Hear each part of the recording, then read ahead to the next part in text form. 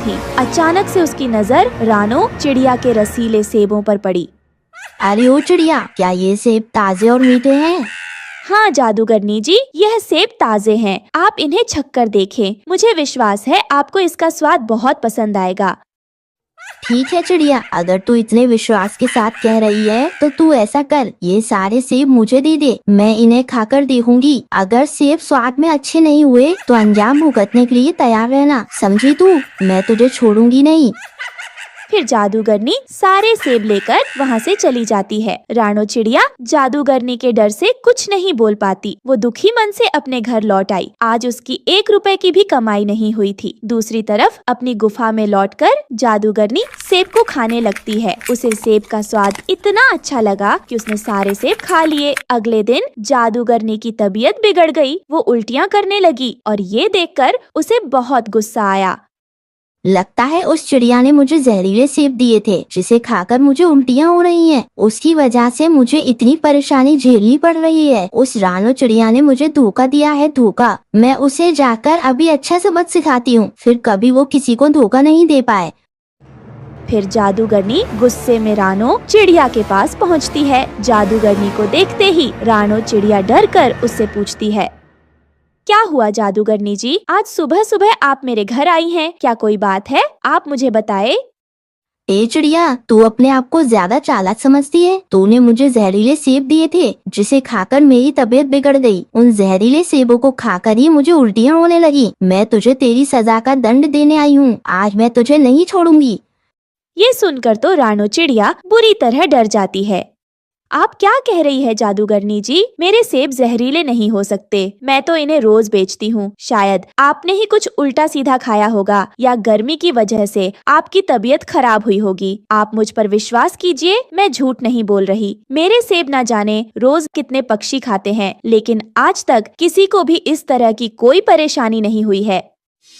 जादूगरनी रानो की एक बात नहीं सुनती। वो अपने जादू से रानो चिड़िया की आंखों की रोशनी छीनकर उसे अंधा बना देती है।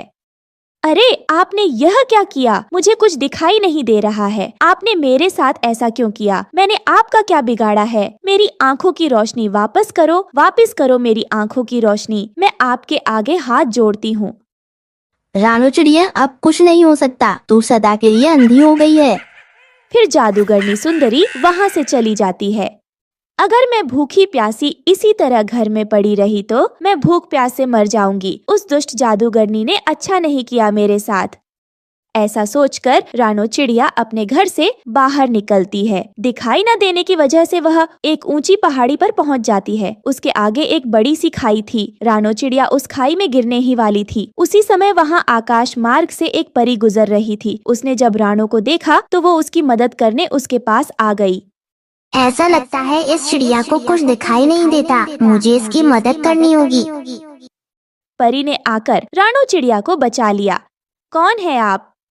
मैं रानी परी हूँ। अभी तुम नीचे खाई में गिरने वाली थी। सही समय पर मैं यहाँ मौजूद थी और तुम्हें बचा लिया। नन्ही चिड़िया, ऐसा लगता है तुम्हें कुछ दिखाई नहीं दे रहा है। परी जी, मैं 2 दिनों से भूखी हूँ। एक दुष्ट जादूगरनी ने मेरी आंखों की रोशनी मुझसे छीन ली है।